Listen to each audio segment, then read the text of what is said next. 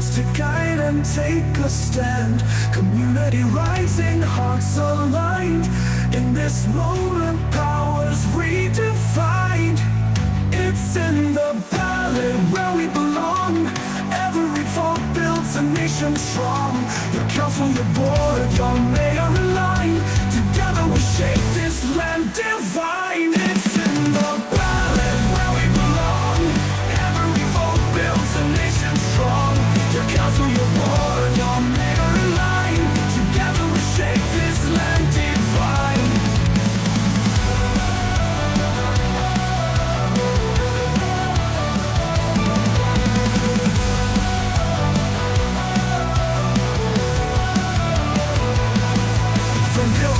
Shores, every voice will soar. Decisions made will open the door to brighter days and skies that shine. Our future's ours, it's yours and mine.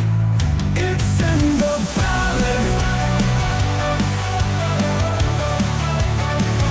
It's in the ballot. It's in the ballot.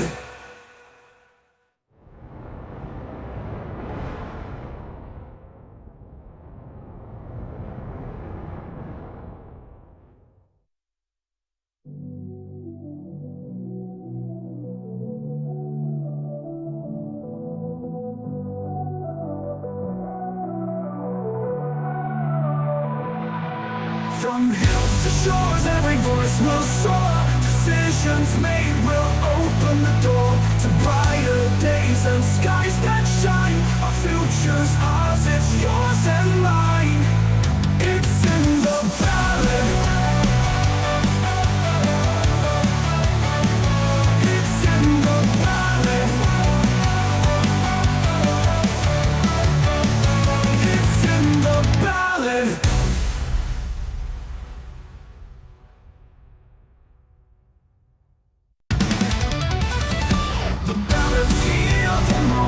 Near, your voice is loud, it's crystal clear.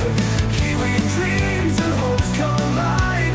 Choose the ones who'll stand with pride.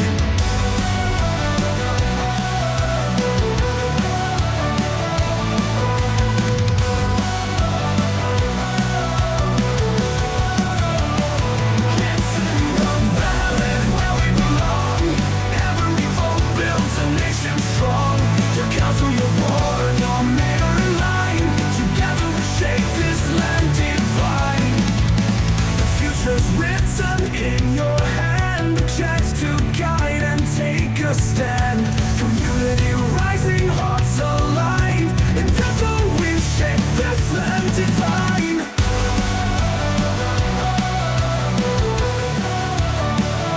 It's in the ballot we belong. Every vote builds a nation strong. Your council, your board, your mayor in line. Together we shape this land divine.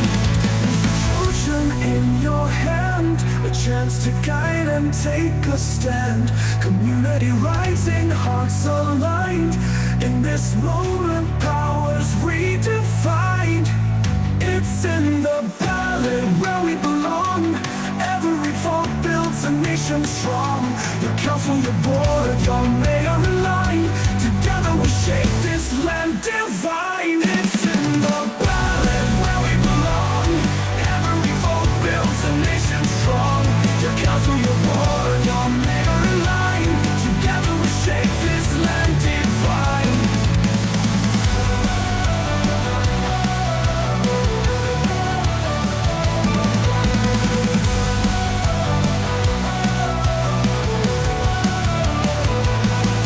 From hills to shores, every voice will soar. Decisions made will open the door to brighter days and skies that shine. Our future's ours, it's yours and mine. It's in the ballot. It's in the ballot. It's in the ballot.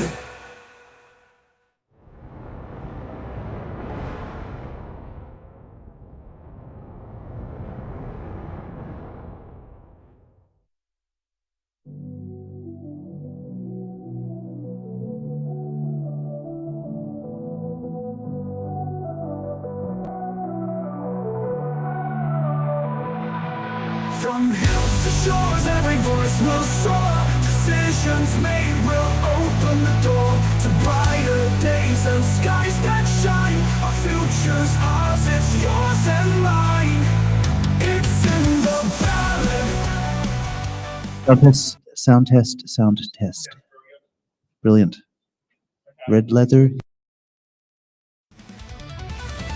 The ballot's here, the moment's near. Your voice is loud, it's crystal clear. Kiwi dreams and hopes collide. Choose the ones who'll stand with pride.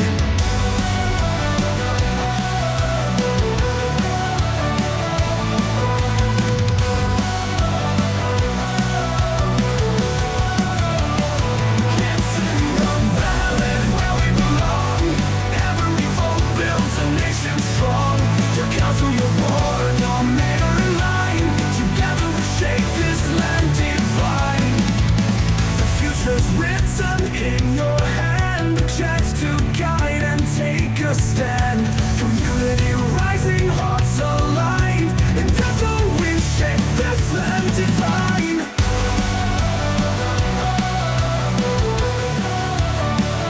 It's in the ballot we belong. Every vote builds a nation strong. Your council, your board, your mayor in line. The ballot's here, the moment's near. Your voice is loud, it's crystal clear. Kiwi dreams and hopes collide. Choose the ones who'll stand with pride.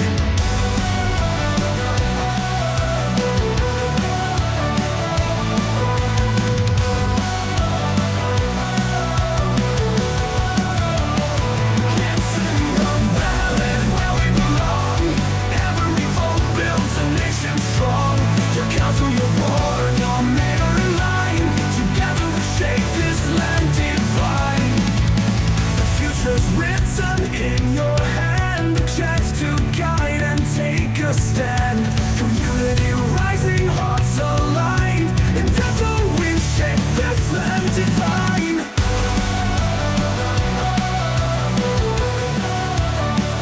It's in the ballot. Good afternoon. Welcome to It's in the Ballot.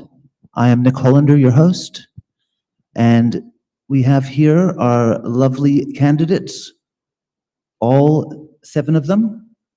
And we have Tenica, aka Paul, our question host. And with every election, there's one thing standing in the candidate's way, and that is your vote.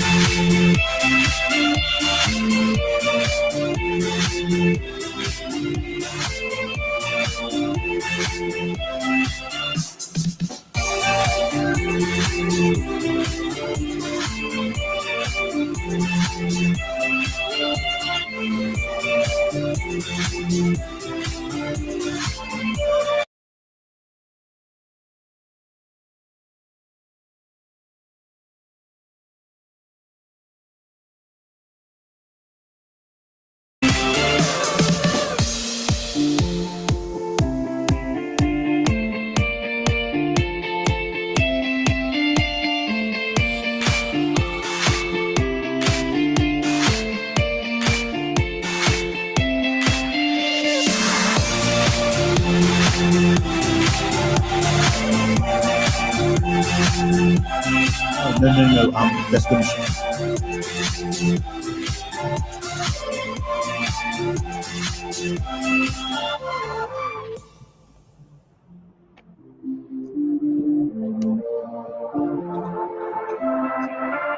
All right, we are back, and we're going to start with opening statements. The candidates have 1 minute. You can sit or stand, whatever you are comfortable with. All right, Michael, would you like to go first? Yes, hello everyone. I'm Michael Anderson. I'm a candidate for Upper Hutt City Council. It's great to be here. My background is quite diverse. In my student days, I ran sports clubs and I did student radio and I earned a degree in microbiology. with other papers in chemistry and botany as well to make up my BSc degree. It's reason I'm involved in politics is quite simply because I want to make a difference out there, and I have diverse skills to bring to bear. Currently, I'm working as a computer technician and have done since the late 90s. Thank you. Thank you very much, Michael. All right, Dave. Dave Wheeler. Thank you. Hi everyone, my name's Dave Wheeler. For people who don't know me, I'm a 5th term city councillor, born and raised in Upper Hutt. I'm proud owner of Wheeler Shoes, footwear retailer in Main Street. We're one of Upper Hutt's oldest retailers, celebrating our 56th birthday. I've been chair of City Services Committee for 6 years. I'm also a keen sportsman with strong ethics, values and principles. I've been 20 years now as an active member of Upper Hutt's Community Patrol, constantly striving to keep our city safe for all. Thank you. Thank you very much. Emma. Thanks, Nick. Kia ora koutou. I'm Emma Holderness, a first-term councillor and standing again for council alongside my mayoral bid. Because while we made progress on some things this term, I believe we can do better. While I know many of you and some in this room would like to throw out all the current council, I strongly believe we need some consistency, along with fresh ideas and perspectives, and I welcome new faces around the council chambers. My background in governance, strategy and organisational development means I know how to contribute effectively within a team, ask the right questions and make sure decisions are grounded in evidence and the long-term interests of Upper Hutt. I want to see a thriving economy, sustainable rates and stronger influence in regional decisions. And if re-elected, I will bring the skills, commitment and collaboration needed to make that happen. Kia ora. Thank you, Emma. Heather. Kia ora, ko Heather Aho. I've spent years volunteering and working in the community. My frustration and hope brought me here. From an active participant of many years, I have felt the frustration of feeling unheard. Being asked our opinion as a community only to find out it is too late in some cases. Reading agendas and supporting documents like you would a crime novel, only to realise that a few key chapters were missing. The secretive information behind closed door workshops. Hope, based on the strengths that currently exist within council, and hope that change has already started happening in a few areas and continues to grow. Being a part of a collaboration that began their journey a year ago called Weaving the Harakeke, with all its imperfections. We took a few wrong turns along the way, must have been deflected by those potholes. I feel I can be more effective than I have been if I move my chair closer to the table. Thank you. Very nice, very nice. All right, Tracy. Kia ora, I'm Tracy Ultra and I am seeking re-election because I want to continue with the good things that we are doing. One of the things that has started is that we are communicating better with the community and learning ways that we can do that. I am involved with consultations and I'm also making an effort to meet with the community in person wherever I can. I think it's really important that all of the changes that the government are making at the moment, that we have continued submissions from council to government. So I have been involved with some of the submissions that we've made, especially around the RMA, which affects all our roads and how we develop land. So that it's really important that we continue to advocate. Thank you very much. Angela, your turn.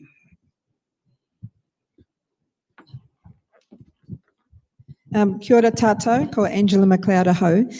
I'm seeking election back on council. I've had the last term to reflect and, you know, but after my campaign for mayor and to get my health straightened out. So why I'm standing is because I looked back and I watched some of what was happening with council in these past 3 years, and some of the decisions made me smile and others made me grimace, and it was the grimacing decisions that I took on board and said, right, okay, I need to go back in there to help change this for the community. I'm proud to be from Upper Hutt. I have practical solutions. I always look at things from a practical perspective, and I'm prepared to lead. And it's more than just talk. Kia ora. Thank you very much, Angela. Dave Bart, lucky last. Tēnā tātou katoa. Thank you all, first of all, for giving up some of your time on a miserable winter's day to come in here as well. Hopefully provide an entertaining afternoon for you. Upper Hutt's between a rock and a hard place, as the saying goes. You know, times are tough, costs continue to increase. In particular, we've got decades of water infrastructure to pay for that's going to cost us a substantial part, 40% or so of our rates for a while. That's life. I'm standing for two reasons. The first of these is that over the first 4 years of the current long-term plan, the rate increases that we face are absolutely unsustainable. Mine have gone up 73% over the 4 years. The rate slope needs to be changed and spread out further over the term of the long-term plan, in my view. The second reason is that when dollars are really limited, as they are, we really need to focus on where our money goes, and especially when community spend. Decisions about who gets what information must be based on robust analysis and how it benefits the greatest number of our community. Thank you. Thank you very much. All right, those are our candidates. All right, Paul, are you ready? Yes. Okay, so I am going to randomly generate the order for the candidates to choose questions, and we're going to start with Heather. You get to choose a box number and I get it out for you. The 7. question, number 7.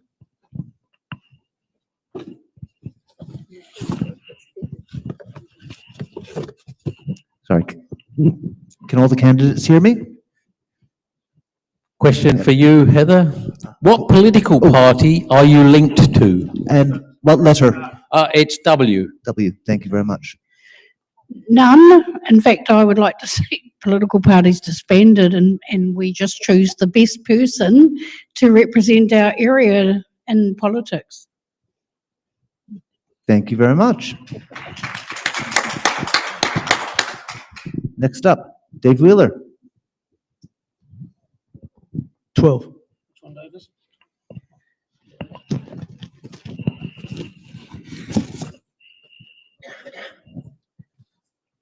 Question A. A for Apple. Are council policies helping small business survive and grow?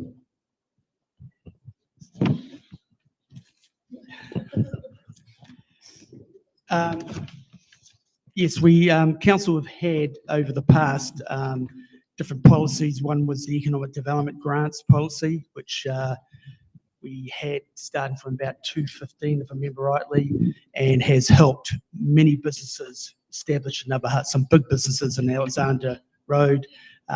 We've helped people like Brewtown, NZCIS, some of the big ones that have come into here.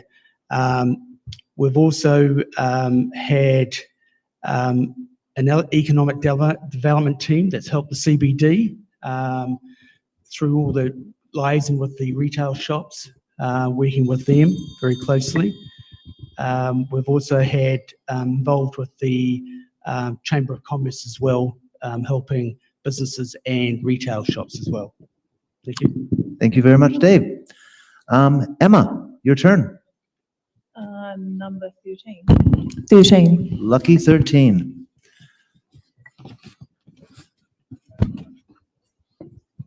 Q. Q. What budget line item would you remove to help bring the rates down in Upper Hutt without disrupting basic services? I would remove the $9 million footbridge to the river. We've got a line item in there in the long-term plan that it was actually carried over. And at the moment, I don't think that's a big priority, and I would look to remove that. Thank you very much. Next up, Dave Burt.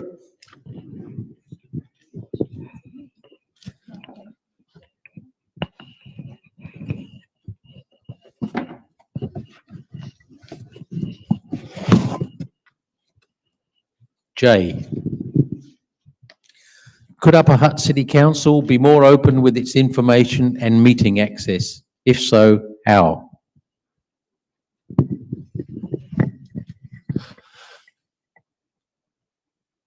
I think there's a number of options that could be taken. You could always be more open. It's a question of what the outcome delivers. I think, for example, is physical space in the Upper Hutt Council chambers limited. My recollections about being there a few times are there wasn't an awful lot of space for public to sit and enjoy the spectacle. The live streaming is wonderful, but I think the process is council centric and presenting a huge amount of information. I think it would be useful to somehow try and prepare a plain English simple digest for people that might wish to stream but not wish to spend the next 3 years of their life reading through some of the papers.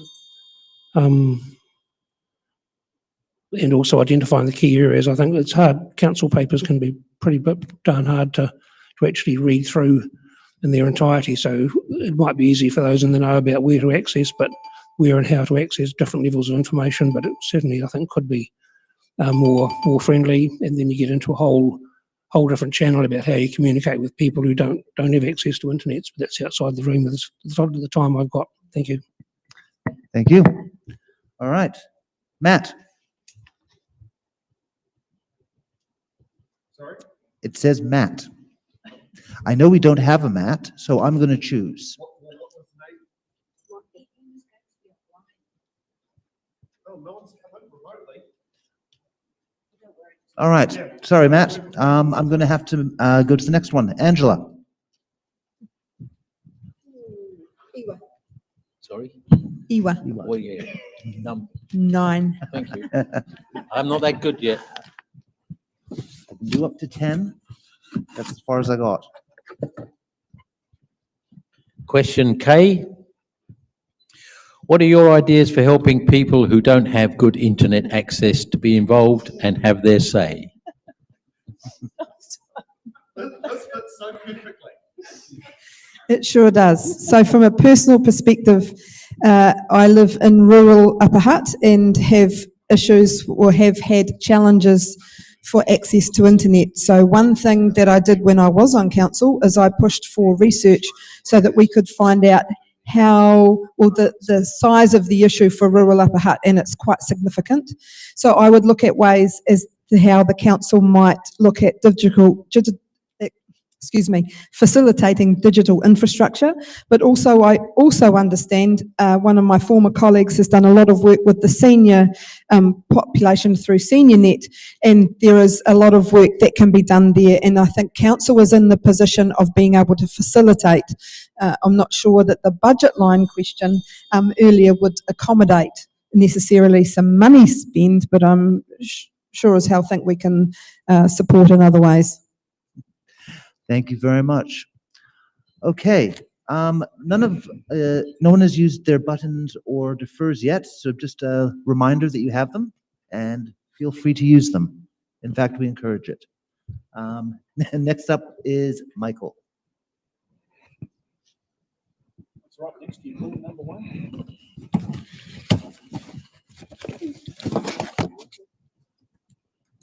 Question C. What council committees would you prefer to be on if elected? Oh, well, you've got to, start from the bottom up. I'd probably the audit committee and sport and recreation. Thank you very much. Short and sweet. Tracy. Tracy, your turn. 22.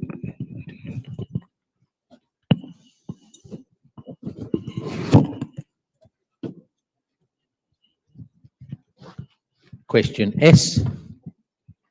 Do you think council should be involved in providing social housing? And if so, how? That always comes back to the big money spending question because it's expensive to provide.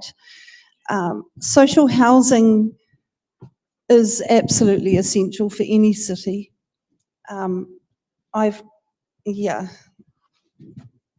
So how we manage our land use and availability of land, rates of emissions, fast-track consenting processes, incentivising affordable builds within new subdivisions.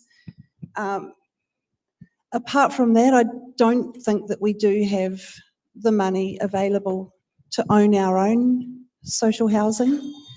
It would have to be done with other outside groups and support them like Kāinga Ora.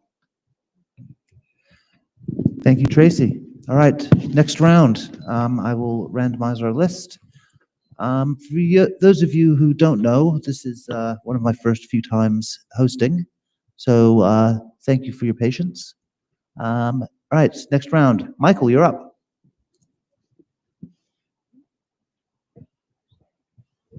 Is 21 available, Paul? Yes, I think so. Yes.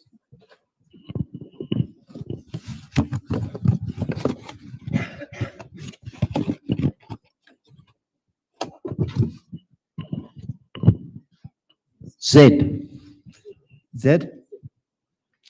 If a candidate is found to be breaking the campaign rules, do you believe that candidate should that candidate publicly own the mistake issue, or should it be able to be brushed under the rug, and why? My understanding is that an apology to the Chief Electoral Officer is required and not public disclosure of it. However, it is in the public's interest to know these things. Very nice, very nice. All right. We still have those buttons and defers. Heather, your turn. Tacoma Whitu, 17. Sorry, you just started something.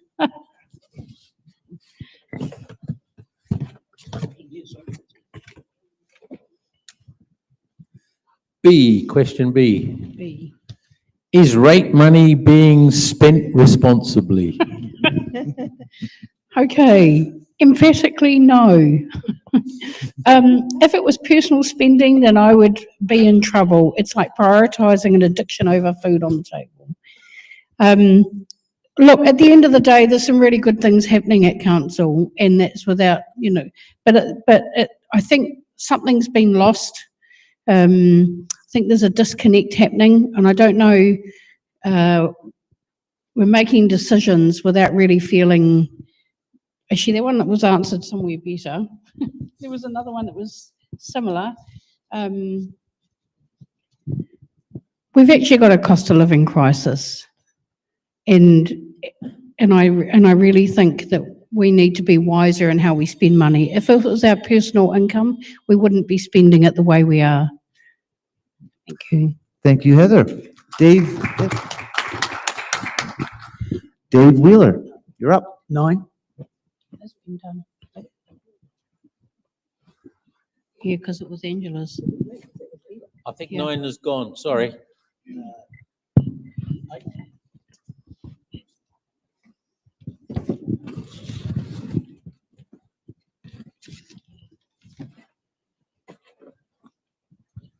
Question O. What do you see as the biggest challenges facing your community?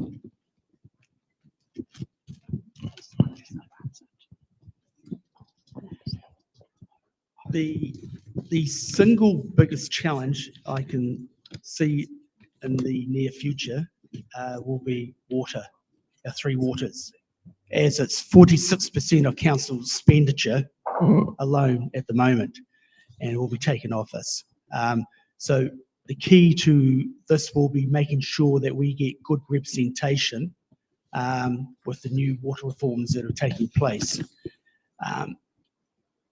And at the moment, I can tell you from back in 2019, the issues I've raised about Wellington Water, and especially the procurement policy, which just fell on deaf ears. And we had 2 reports come through from, one of them was put under the rug, the other one did come out through Wellington City Council, and it showed you that the procurement policy wasn't done properly, and we had one entity that was literally ripping us off. And I'd say it's not the one reason, but one of the reasons why our rates are higher than what they should be. Thank you. Thank you. Okay, Angela. Choose a number. 18.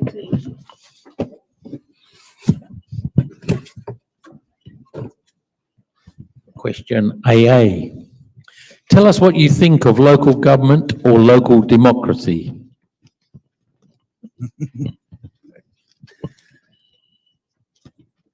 What I think about local government or local, well, I like it, which is why I'm sitting here today. I think that it can be done better. I think that local government is important because it looks after almost everything that people need to go about their daily lives. So the roads, the water, the lighting, rubbish collection is taken care of by local government. The river is taken care of local government. That's via a Greater Wellington Regional Council. All of those things that are important in our lives, apart from taxes, except there are rates. I think that local democracy could be done a lot better than it has been done, and I think that we need to stand up for ourselves, and I'm here to do that on behalf of the Upper Hutt community.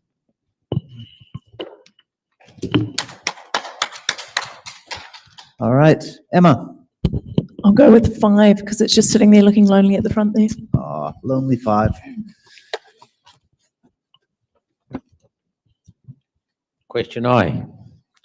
What should local government be doing about climate change?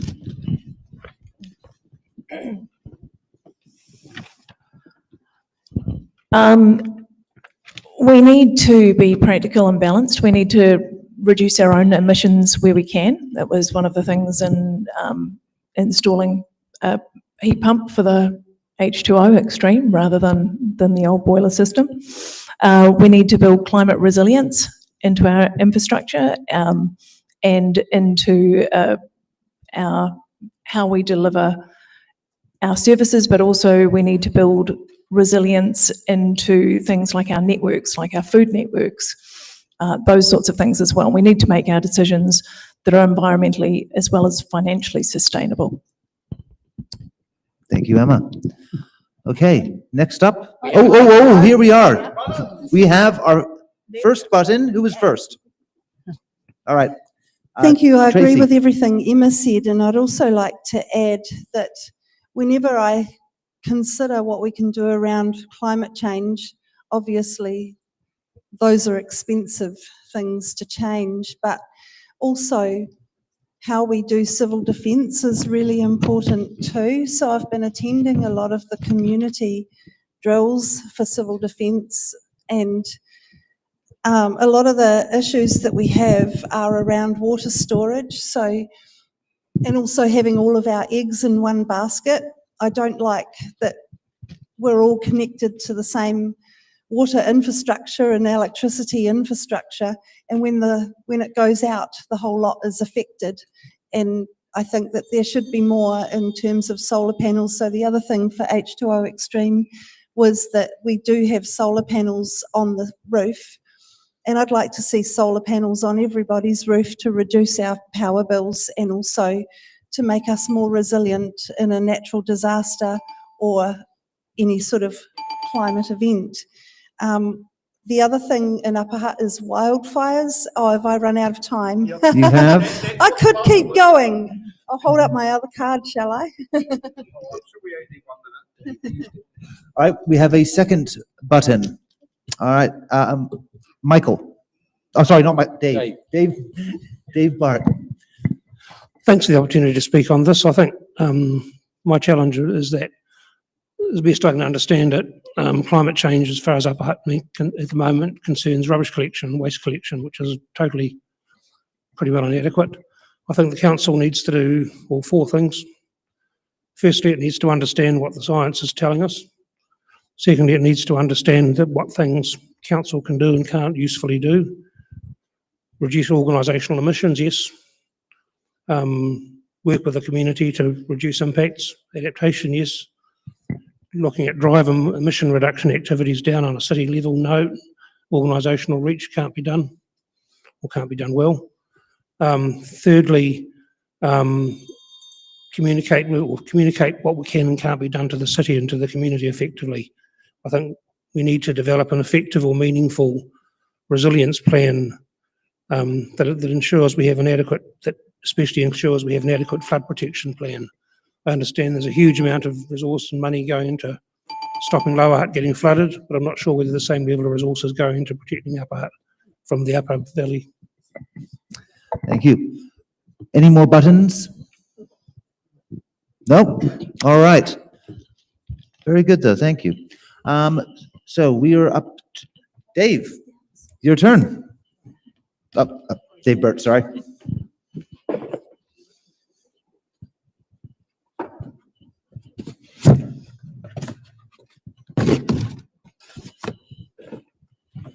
Question why? Upper Hutt City Council operates 2 council-controlled organisations. Can you name them? Thanks for that question. There's the Whirinaki Whare Taonga, who looks at building social cohesions in the Arts Centre, and the other one's the Maidstone Park Trust to provide promotion, sport, recreation and playing leisure for community. Thank you. All right. Tracy, your turn. 14.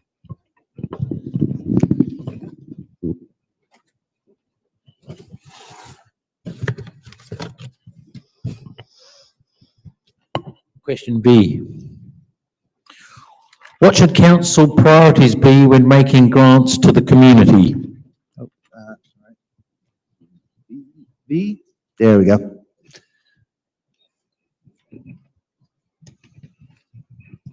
So there's the obvious ones, which are social, cultural, recreational, environmental well-beings, and also how a community grant will extend to as many people as possible. So it's getting a wider population that can benefit from it. Thank you. Okay. Third round. Who is starting? Heather. Ruatako, 20. I don't know if it's still there.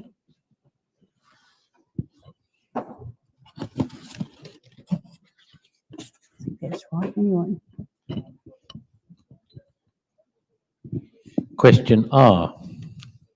Upper Hutt City Council doesn't have many places where tactical tiles are used on footpaths to assist users who are visually impaired to know where it's safe to cross the road and what type of crossing they are using. Is this a core function that Upper Hutt City Council should provide, or is it a nice to have? Sorry, what number was it again? R.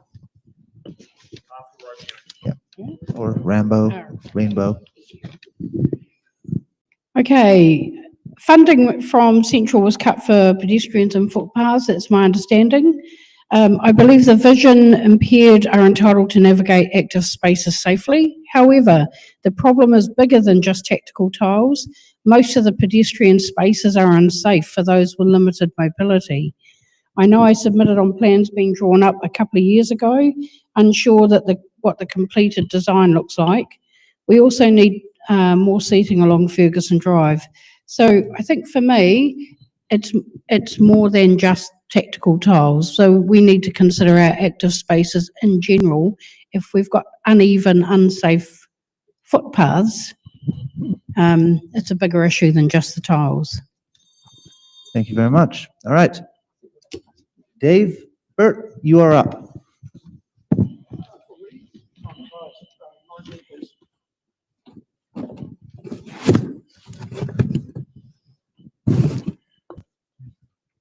Question N. M. N for N. Nelly. What will you do to stop poor council expenditure, allocate resources to critical infrastructure and rein in huge increases?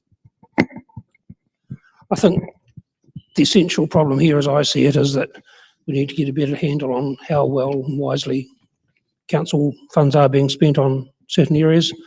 The best example I can think of, it's an example or a model, if you like, where if everyone in Hutt City used the resource that was given $1 million, they used it 3 times a year, that'd be 150,000 users. But if 1,000 people used it 3 times a week, that would still be 150,000 users. So if they got the same amount of money, the council's giving same amount of money that's going to benefit a hell of a lot less people in one instance. So I really think it's important to understand, to distinguish between the number of users, the number of people, of uses, USES of a facility, and the number of people that are using that facility or whatever, and the number of people that are benefiting from it. It's critical to understand the difference between a community good, as what many people in the community as possible, and also a club good, which might not necessarily be a rugby club or a sports club, but a group of people with interests, with the same interests. So I think it's really important to go back to basics and start that. Thank you. Dave Wheeler. 17, Sorry? 17, No, it's gone. 18, 15.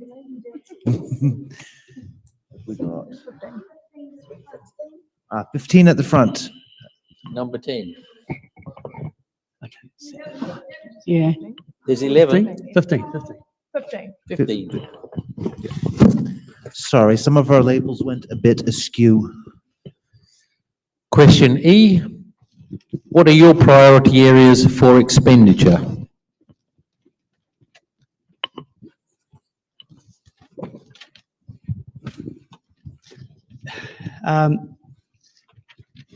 With the tough economic times we're facing at the moment, BAU, business as usual, will be something that I'd be really pushing hard for and strictly enforcing. All the big projects are all finished now, and so we need to sort of button down the hatches now and do the basics and do them very well. So we're on a button on that one. Oh, we have a button. Heather. Thank you. Just generally speaking, ratepayer wellbeing. The community have already identified the priority areas very strongly on social media. We have been told that we're in a cost of living crisis. So let's translate that. We are in the top 3 nationwide for domestic abuse. Equates to our mental, emotional and physical well-being. There's an increase in depression, stress, lack of sleep and health challenges. Ratepayers are going without the basics because we didn't stick to the basics. Let's work together more intentionally. I can't agree more. Lack of sleep has been affecting all of us. Next up, we have Emma. 2, please. Rua.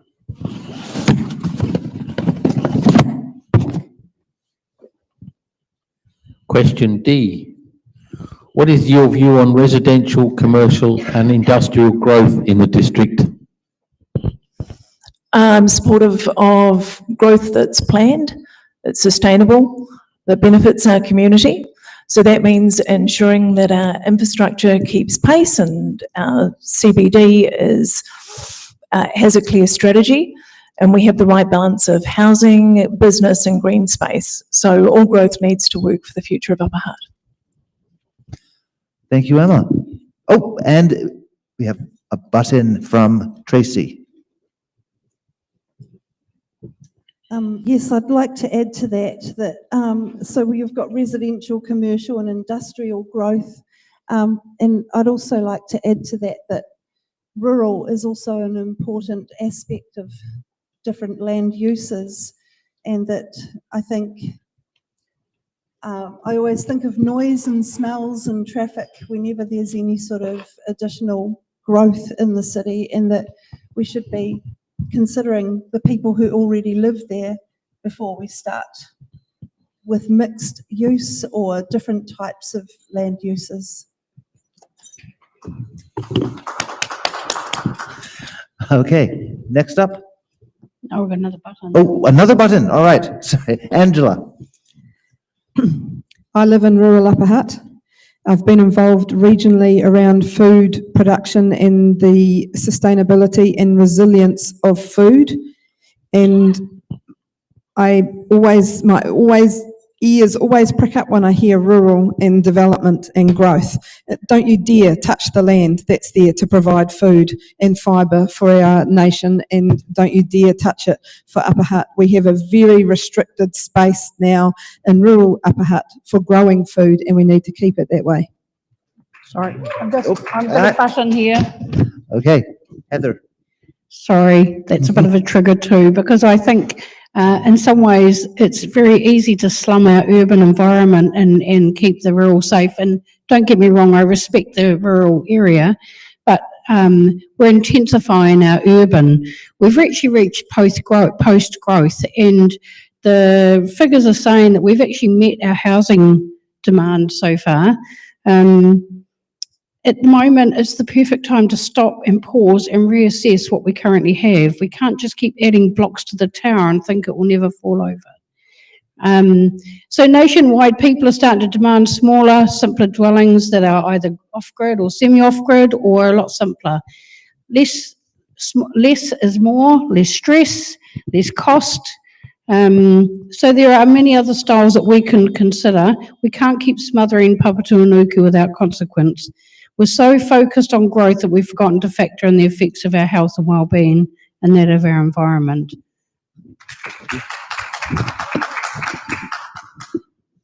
Okay, Michael.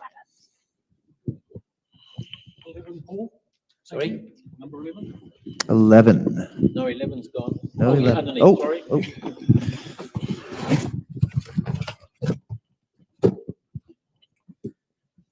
Question AB. AB. What's your biggest priority for the next term, and how do you intend in delivering on that if elected? Well, I'm not actually on council yet, but my biggest priority is looking at costs and seeing whether things can be done to keep them as low as possible, or perhaps remove some of them. That the second part will be much harder. All right, thank you very much. Angela, your turn. Toru. 3.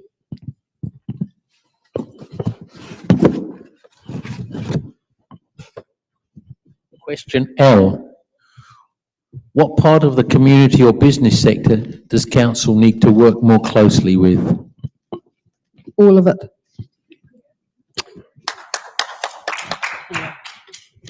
I like that. All right, Tracy, your turn. 23.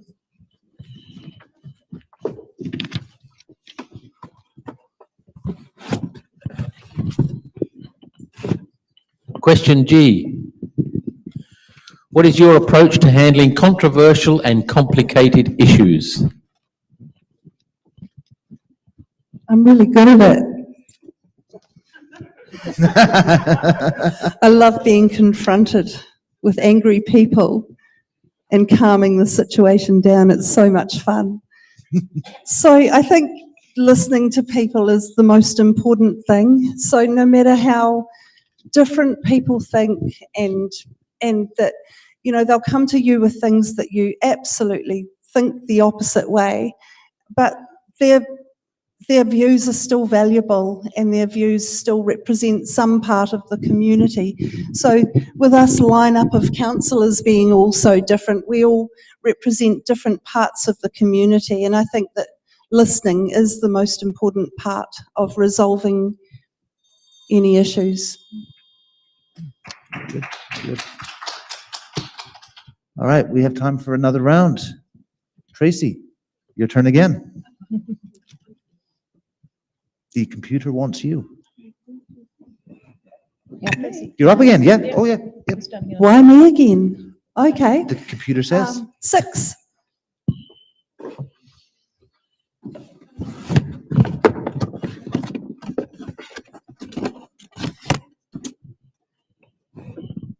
Question P.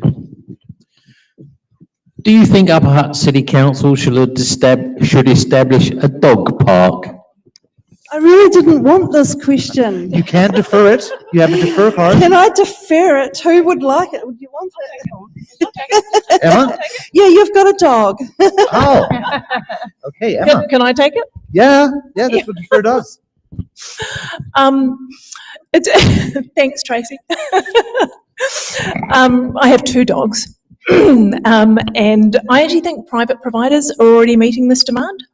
We've got some around Mangaroa and that who have already got that.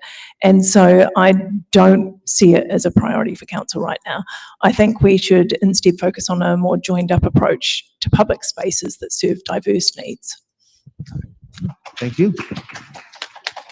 And Emma, it is your turn. It is your turn. I'll see if I can give it to you, Tracy. 4, please, Paul. Thank you. I've got no more buttons, unfortunately.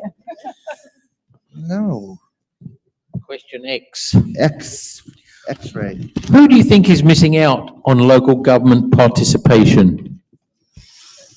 Oh, I think there's a few groups probably that are missing out on local government participation. One, those people without the good internet access that we've already talked about and that Angela's already mentioned. I think we need to tailor our engagement to reach them better. I think young people, there's a lack of civics education in the current curriculum, so there's less interest in local elections, and I think we need to be able to reach them as well. Often, I think young people don't necessarily see how it affects their day-to-day lives as they're not the ones actually paying the rates. And renters too. I think people who rent often feel they're not necessarily paying the rates directly. Their contributions are hugely important. So I think there's a few groups there who we should be tailoring our engagement to specifically. Thank you, Emma. Angela, your turn. Oh, Te Kauma ono 16.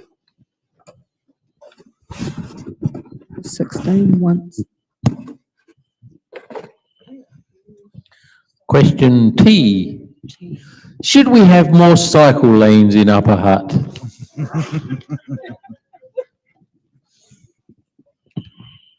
As one who doesn't cycle, but used to cycle, I think that's a really, really hard question to answer because you can say yes or you could say no.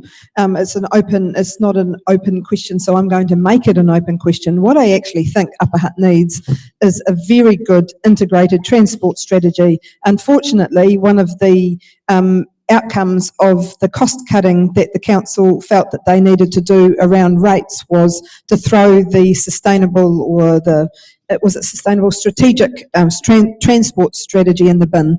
So that would be something that I would like to revisit. The integrated transport throughout Upper Hutt has to suit all users of the roads and footpaths. Very nice. Okay. Next up, Heather. What's that one? Rua Tacoma Lima, yeah. Thank you. 25. Thank you, Angela.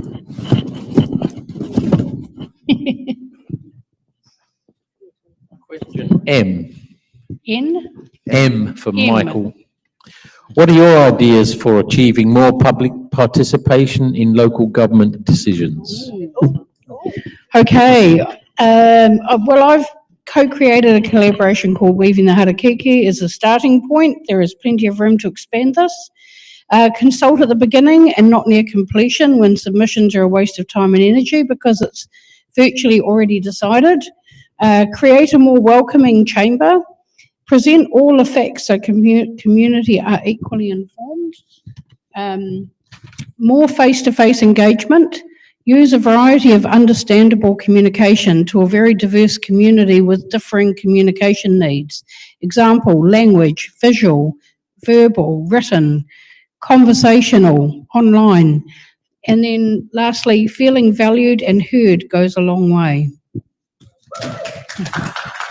Yes, it does. Michael, your turn. No, you just touched it. Oh, I hope that one. Thank you.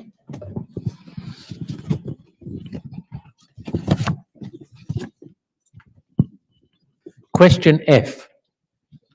How will you fit in council meetings with your other commitments? Well, I'm actually used to working 2 or sometimes 3 jobs, so I'll just treat it as another day at the office. Well said, well said. Okay. Dave. Wheeler, sorry, we have two Daves. Dave Wheeler.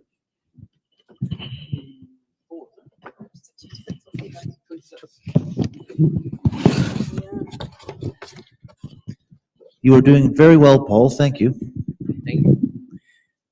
What skills and experience do you have that you believe would be beneficial to council as a council member? What letter was that? H. H, thank you.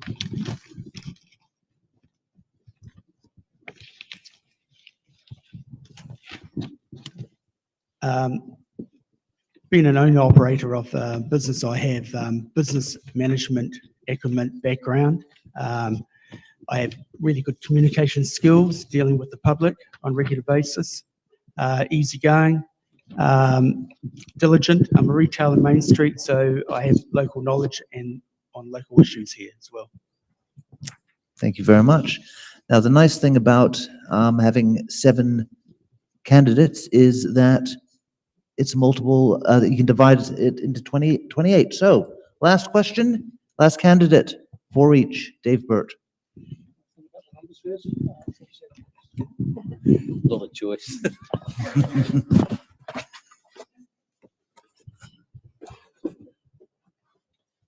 Question, you? For unicorn. How should Upper Hutt work with the regional council to improve local transport?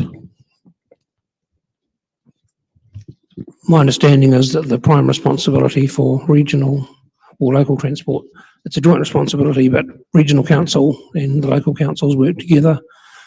I do know that there is a regional transport committee at which Upper Hutt and other cities are represented at a regional level. So I presume that's how work was done. I'd say 2 points. I'd say one is that more widely, transport modes and the money that funds the various modes or ways of getting around are funded primarily by central government. They have the levers and the money and they largely dictate, and everyone else, other organisations just have to pick up, do what best they can around that. The other thing I would note is that I worked in a policy role, and for my sins, I happened to attend the local regional transport committee meeting once, a few years ago now, and the decision was taken to reduce regional level emissions by buses by 30% or something, from someone who, in my innocence, I asked, well, how's that going to be done? I didn't get an answer and I still don't know. So it's just anyway. Okay. So we've come to the end of our first part of our show. And I'd just like to quickly say that we are we have no affiliation, and so we get our funds through, we are a nonprofit organization, and we get, so crowdfunding is a source of a lot of donations. And that's what I'm going to say about that. Now, if you would like to contribute, Sam will take contributions. How's that? Oh, that sums it up. It sums it up? Okay. We are going to take a 10-minute break. I'd like to thank Paul for being our question host. Our candidates, thank you very much. Our audience at home and online. And our crew, Sam, Logan, Stacy, and myself. All right, we'll be back in 10 minutes with hard-hitting questions.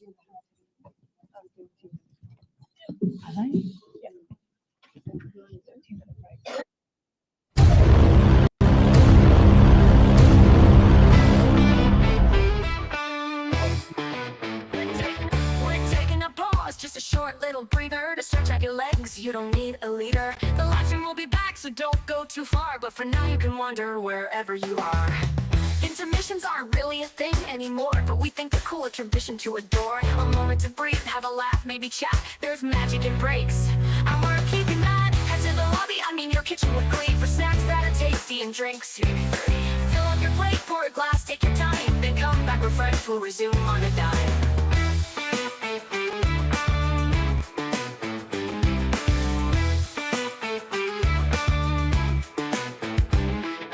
Head to the lobby, I'm in your kitchen with glee, for snacks that are tasty and drinks. Maybe 3. Fill up your plate, pour a glass, take your time, then come back refreshed, we'll resume on a dime.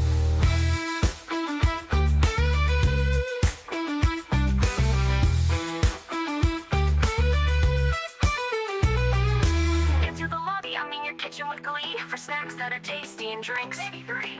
Fill up your plate, pour a glass, take your time, then come back refreshed, we'll resume on a dime. Head to the lobby, I'm in your kitchen with glee, for snacks that are tasty and drinks. Maybe 3.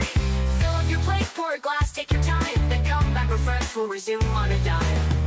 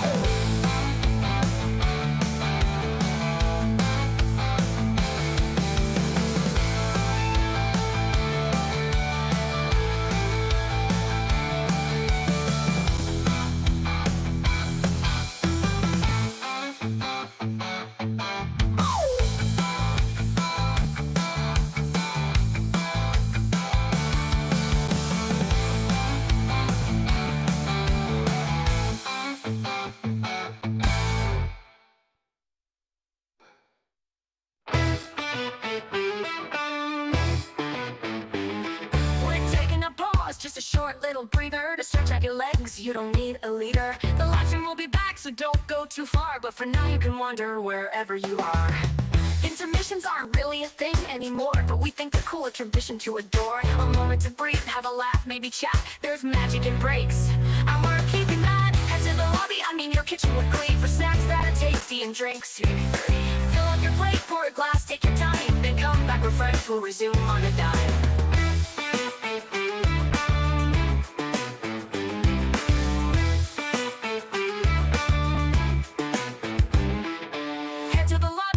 kitchen with glee for snacks that are tasty and drinks. Maybe 3. Fill up your plate, pour a glass, take your time, then come back refreshed, we'll resume on a dime.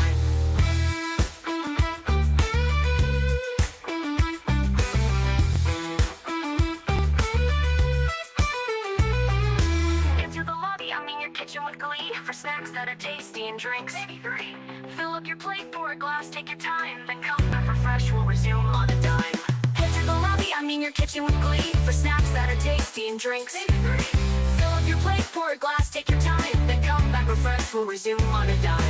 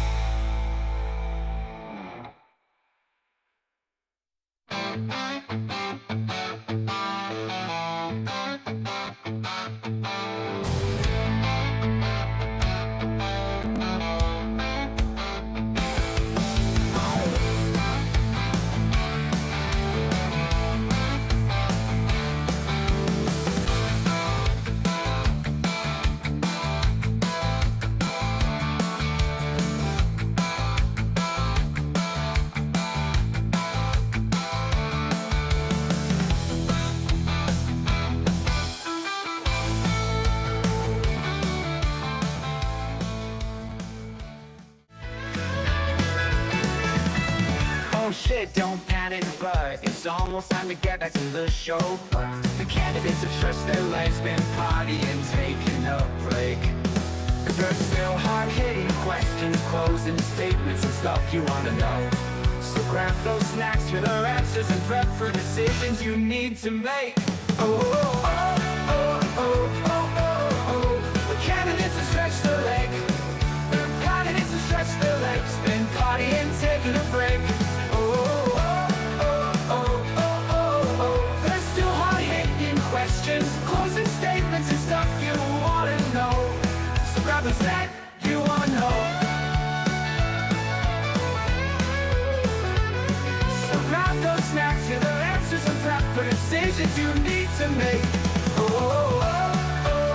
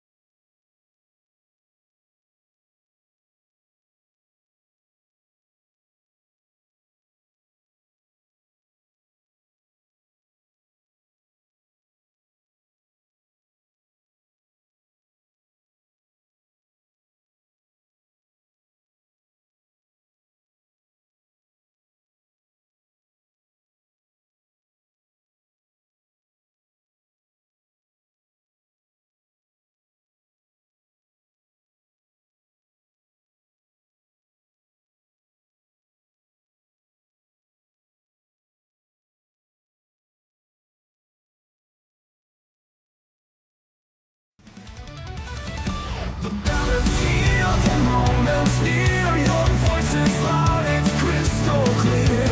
Kiwi dreams and hopes collide. Choose the ones who'll stand with pride.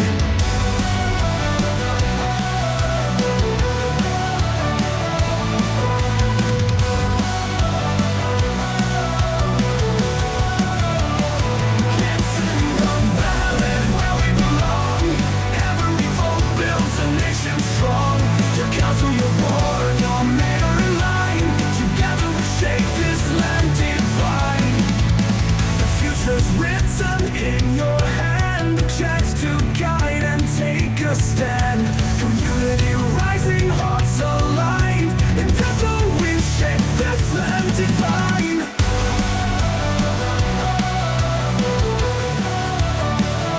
It's in the ballot we belong. Every vote builds a nation strong. Your council, your board, your mayor in line. Together we shape this land divine. Fusion in your hand, a chance to guide and take a stand. Community rising, hearts aligned. In this moment, powers redefined. It's in the ballot where we belong. Every vote builds a nation strong. Your council, your board, your mayor in line. Together we shape this land divine. It's in the ballot where we belong. Every vote builds a nation strong. Your council, your board, your mayor in line. Together we shape this land divine.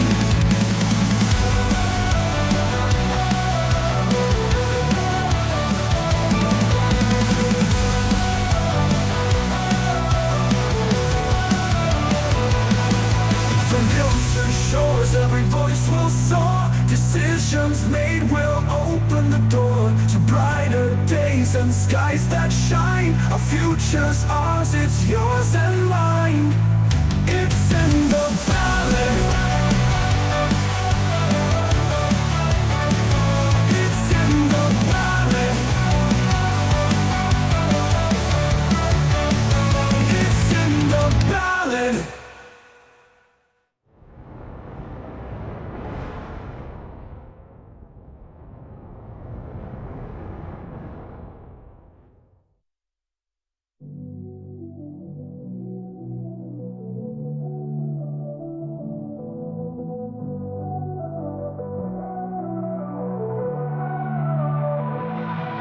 From hills to shores, every voice will soar. Decisions made will open.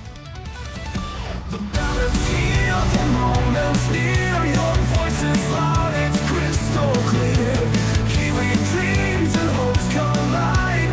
Choose the ones who'll stand with pride.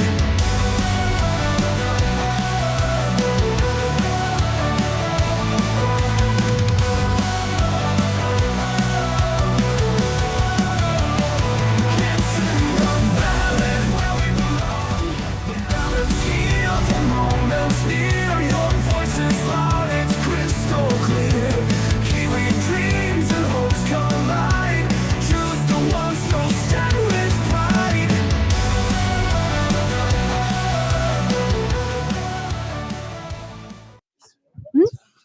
Welcome back to It's in the Ballot. Oh, no, they haven't in the past. We are now doing our, there we are. We're now doing hard-hitting questions. Oh, I find them now. Straight to the first one? All right. Oh, there we go.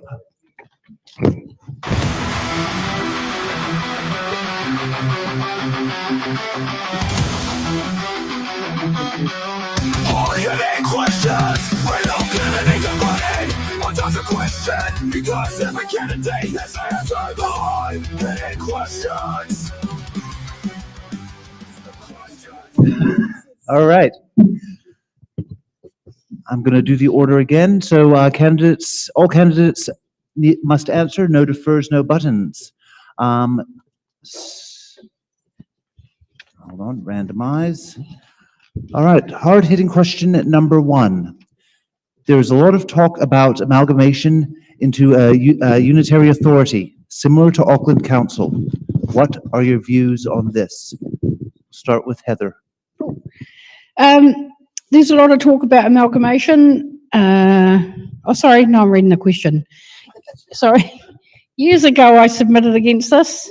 After attending many meetings, I am now in favour of a review and restructure of our local and regional council. Example, the resource consent for the removal of vegetation on the Akatara extension, the cemetery, appeared in 3 council meetings: the Upper Hutt City Council, the Hutt Shared Services, and the Greater Wellington Regional Council. No one queried it. That's ratepayer money contributing towards 3 governance and operational staff. Soon we can add water board. So I'm in favour of reviewing and potentially amalgamating. Thank you very much. Next up, Michael. Hello, everyone. I'm solidly against amalgamating. I think Upper Hutt has the land and the people and the resources to outgrow its problems, and we actually don't need to do it. Thank you. Thank you very much. All right, Emma. Thanks, Nick. Obviously, we need to be able to share resources across the region to create efficiencies. And as Heather said, amalgamation discussions are likely to come up. We need people who can represent Upper Hutt's interests clearly and strongly. So that means being open about the conversation so people understand the options, trade-offs, and what's at stake, so that the community can have an informed say before the decisions are made. We need to help make engagements meaningful for people. Thank you, Emma. Dave Wheeler. Thank you. No, I'm against amalgamation, like it was 5 years ago. We fought it pretty hard here, and it was our community that stopped it in its tracks. The commissioners at the time talked about small councils being ineffective, inefficient, and too costly, but when they looked at Upper Hutt and our community, they saw us, we actually punched well above our weight. I also see us very similar to Rodney and Auckland, being on the peripheral edge, where their services and that have been missed out. In fact, they're forgotten, and they've tried to jump over to North Harbour or North Auckland side. So I certainly will be fighting the amalgamation. That's not to say that we don't have shared services. When we do, we work very closely with our cousins down the road, Lower Hutt, and with various committees and that. So we do, in a way, amalgamate in that part of. Thank you. Thank you. All right, Angela.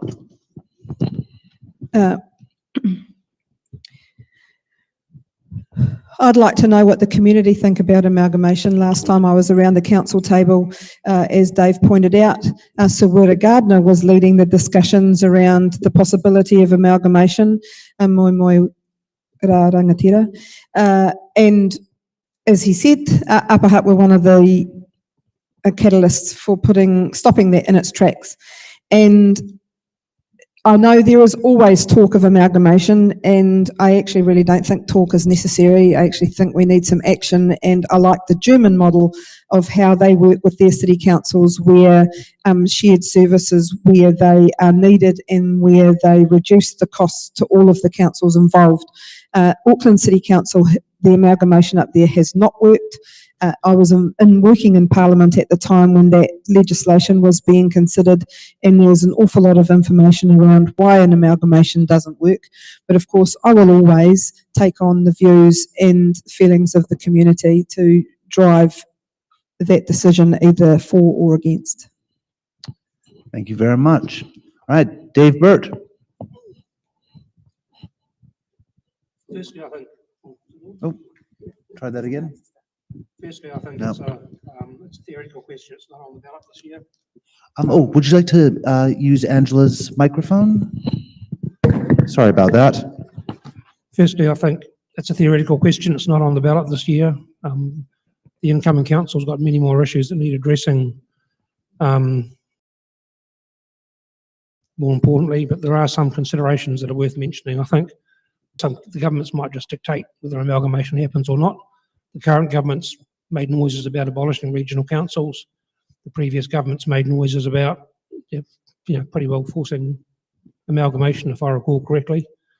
A fair chunk of our income is already being used regionally or spent regionally, considering the, more than 40% of our rates bills going on into the water system. the coming impacts of climate change. It will affect all our communities, including Up Hutt. They've got no regard for local body boundaries, so they're best addressed on a regional level, if not a higher level. Mergers tend to favour larger parties, and smaller parties like Up Hutt can be disadvantaged. And as a last point, retaining local control is ideal in my view, but it will come at a cost. Thank you very much. All right. Hard-hitting question number 2. Nope, sorry. Okay. All right, all right. I didn't answer that question. Oh, I am so sorry. Tracy, How can you forget me? I don't know, you are Seriously. unforgettable. I'm so sorry. Tracy, please. So amalgamation, yeah. My concern about amalgamation is that it reduces local representation. An example of that could be that when local water done well goes through and we have representation in the new entity, it could be just one person for Upper Hutt. Whereas currently, at least there are 10 of us contributing to Wellington water decisions. We all have opportunities to have input into that. So it is the representation that concerns me. Thank you, Tracy. Sorry about that. Okay, hard-hitting question number 2. Do you think you have any personal or professional relationships that could become a conflict of interest while serving as a council member? And we will start with Dave Wheeler.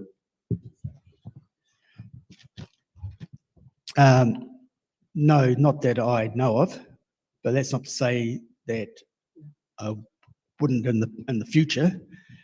But perceived conflict is also another major conflict that gets missed, and it's just as important. And if that was the case, I would excuse myself from the talks, evaluate it, and then leave it. Thank you, Dave. Angela? No, I don't. Also, there are 2 spaces where there are conflicts of interest, and one is through council and the other one is through the Resource Management Act, and they're different.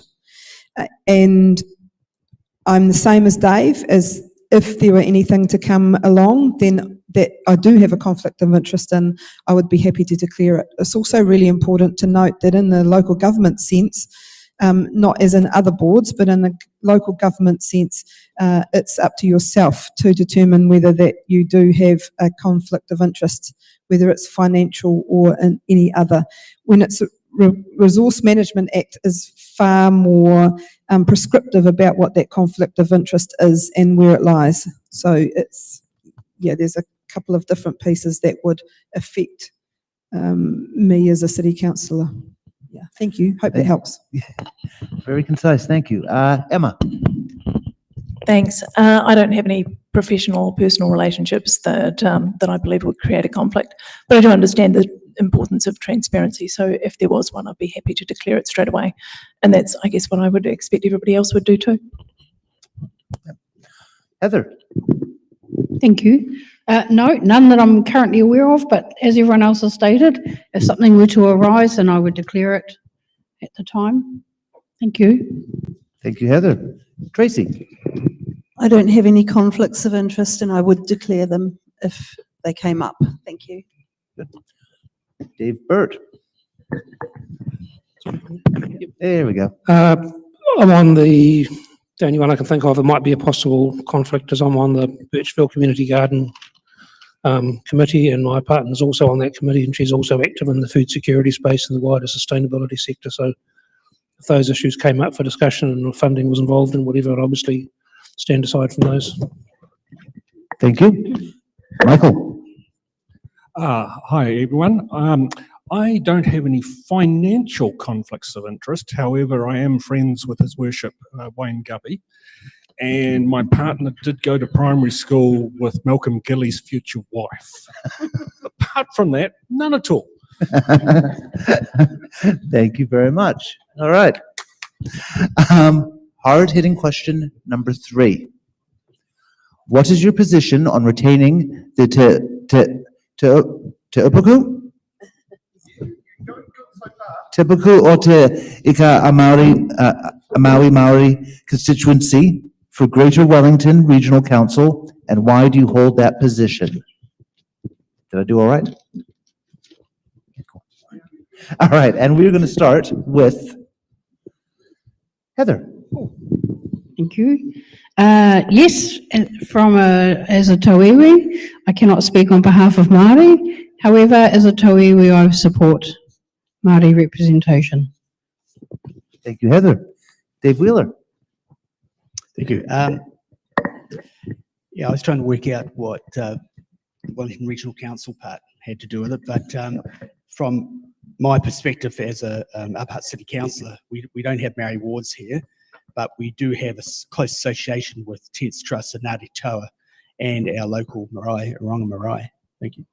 Thank you. Tracy. I looked it up and I saw that there's around 45,000 voters on the Māori electoral roll in the Greater Wellington region. So that's a lot of representation. So I'd say yes. Thank you, Tracy. Michael.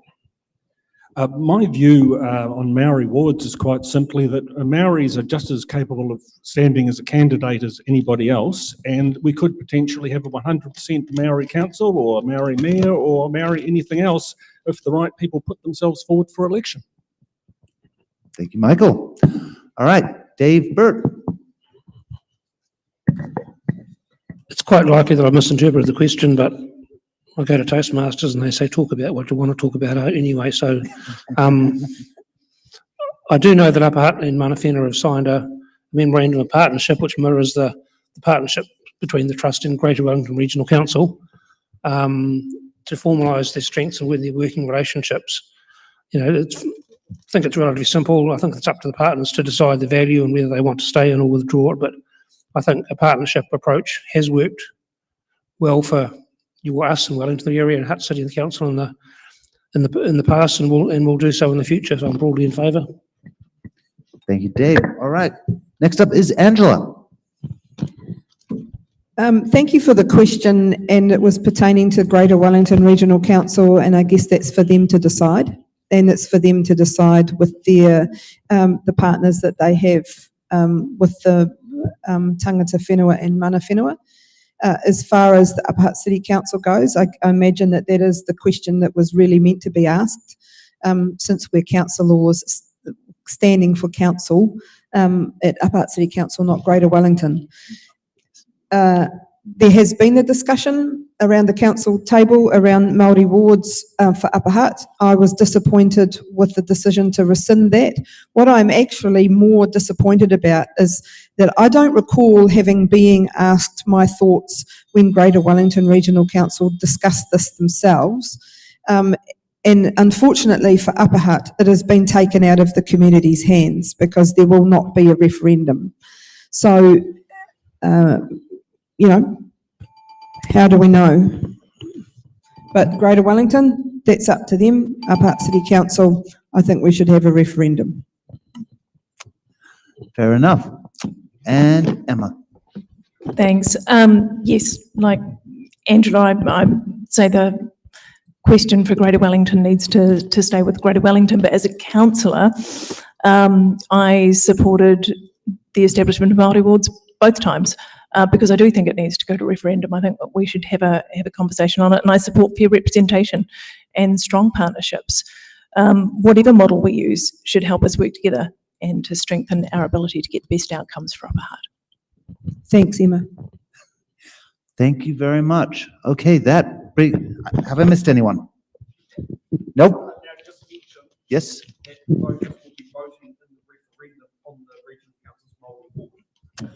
Oh, are they? Okay, so the voters will be voting hence the question. on the referendum in the...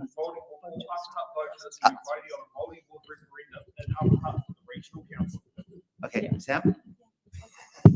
Sam will field this one. He has it down pat. Yeah, so effectively, because Greater Wellington Regional Council has chosen to keep a Māori ward, keep the Māori ward, they're legally required to put it out to referendum. Every Upper Hutt voter will get to vote on the regional council's retention of the Māori ward. In the case of like myself, a Wellington City Council voter, Nick, Kapiti Coast District Council voter, we've got 2 Māori ward referendums to vote in, not 1. So that's the other things there. So the question for when it comes to a council that's got 2 Māori ward referendums, you'll hear both the City Council and the Regional Council's Māori name attached. In this case, we've only got the Regional Council Māori ward referendum. So that is something worth noting that, yeah, the referendum hasn't exactly gone away. It's just you only hear 1 paper, not 2. Thank you, Sam. Yes, but can I just clarify, the referendum is not for Upper Hutt City, Correct. It's Greater Wellington. Yep, that is correct. Okay. I'm back. So, I don't know, does that change your answers? no? Okay. So now each candidate will have 1 minute for a closing statement, and we are starting with Angela. Kia ora tātou. What I would just like to say is thank you very much for today. Thank you very much for this opportunity. I know that Sam and his team do this in a voluntary capacity, and so I just wish you well for all the other events, and I encourage and support the candidates who are going to be it's in the ballot this afternoon, and also for the mayoral candidates this evening. And Emma, I will see you there. I hope you're all wrapped up warm because it's pretty chilly out there. And if you would like somebody that is more than just talk, then vote Angela. Thank you, Angela. Michael. Oh, on that note, let's vote for Michael Anderson for council then. But on a more personal level, it's great to be here, and I look very forward to representing you all. And see you in 3 years' time. Bye. Thank you, Michael. Emma. Thanks. Yes, thanks to Sam, yourself, Nick, and the rest of the team for putting this together and for allowing us a forum to share our views. As a councillor, I really enjoyed my first term on council. It's been challenging, but I've certainly had fun around the council table. And I think it's really important, this is why I wanted to run again, that we do listen to the community, that we can help set the direction, work hard as a team to deliver the best results that we can. I can't promise everything to everyone. We've only got 1 vote each around the table, and even as mayor, we've only got 1 vote around the table. But we can only promise to work together, influence what we can, and I promise to be fair and open and focused on what priorities matter most. Thanks. Thank you, Emma. Heather. Thank you. Kia ora. I'd just like to think that what I bring to the table is hopefully what I've already done. And I'd like to think that my actions to date speak louder than any words. I've walked my talk.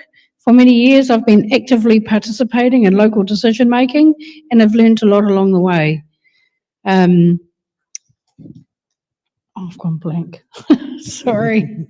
But I just wanted to add one more thing. After years and years of working in community with a variety of people, at the end of the day, I may have my values and my beliefs, but it's what the people want. And I know that sounds cliched, but if people submit and they have a strong view, then I think as councillors, we have to respect what the population want. But I also think more importantly, we need to actually communicate with community in a way that everyone understands and with good, well-informed information. I think sometimes we submit without all the information in front of us. Anyway, thank you for today. It's been wonderful being with you all. Thank you. Dave Wheeler. While I've been in council, Would you like to use Emma's? hello? Oh, there we go. There we go. It's back. While I've been in council, we've done some great things, some great projects have been involved in, have been Brewtown, Lane Street Studios, Mainstone Max, Mainstone Sports Hub, NZCIS, Wallaceville Blue Mountains Campus, H2O, Whirinaki extensions. But looking to the future, with the constrained economic times we are facing and the water reforms that are taking place, we need to buckle down and really concentrate on doing the basics well. I love Upper Hutt. It's a great place to live, and my goal is to make it even better. Thank you very much. Well said. Tracy, your turn. Thank you, and I'd really like to keep advocating for the community. I do listen to the community, and I do pass those views on to council staff and council officers when we're making submissions to central government or regional council. One of the things that happened not long ago with the Greater Wellington Regional Council's transport strategy was that they were looking at introducing paid parking at the park and ride, and that was something I very strongly opposed. So keeping parking free in Upper Hutt is really important to me as well. Thank you very much. And Dave Burt. I've been living with my partner in Trentham now for 12 years, and we've been active in sustainability-related projects. My career spans science, research, quality management, and policy across central and local government and the private sector. I have a very, very strong focus on implementation, getting things done. And I've worked successfully with people from a huge range of walks of life to get to do this. Most importantly for this role, my career has included several years working at a policy role at a council. In this role, I led a whole lot of climate change work with community members, staff and councillors on a range of issues. The two things that I value, and this has led to, is firstly, I know how councils work and I know how to get information and ask questions. And secondly, I work closely with governance groups, which is what the Hutt City Council is, and I've learned some valuable lessons around how a governance group shouldn't do or shouldn't behave, such as going down rabbit holes all the time instead of focusing on the high level issues. Thank you. Thank you very much. All right. As acting as Sam's proxy, I have a question on the lighter note. If you found yourself at Newtown Market and needed a coffee from Sam's coffee cart, what would you buy? Starting with Michael, working our way down. What's your coffee order? Coffee order. Nothing fussy, just be a trim latte with a sprinkle of cinnamon. Very nice. Dave? Do you have water? I hope so. No, flat white, one sugar. Oh, almost a man after my own heart. Emma? Yep, double shot flat white, thanks. Angela? Americano, one sugar. Really boring flat white. Nothing wrong with that. Coconut milk hot chocolate. Ooh, and Dave? Large flat white for the caffeine load. All right, I would like to thank our candidates.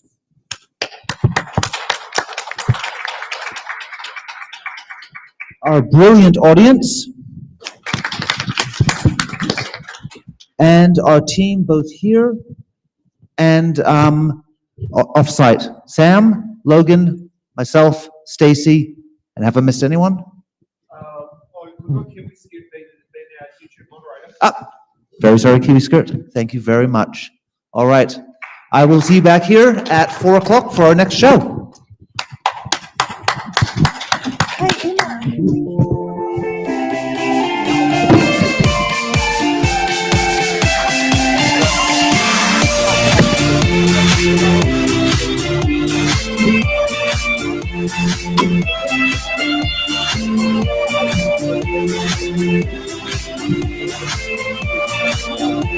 Hey,